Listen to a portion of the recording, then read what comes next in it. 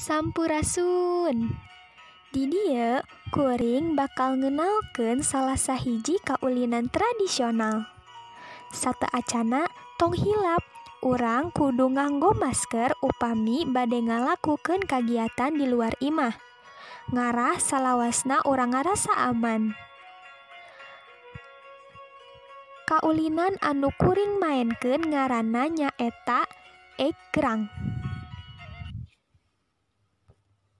Egrang atanapi engrang mangrupikeun kaulinan tradisional anu nganggo itek panjang tina awi. Anu tengah-tengahna make titincakan tina awi. Cara maenna mah gampang pisan. Egrang dicekel pageuh ku leungeun, terus condongkeun saeutik egrang ka hareup, ngarah gampang ngajalankeunna. Mimiti nu pangheulana naek suku katuhu heula, disusul ku suku nu kenca. Pamaen kudu langsung lempang rada gancang, sabab lamun lempang ngalaeh bakal leungit kasaimbangan pasti labuh.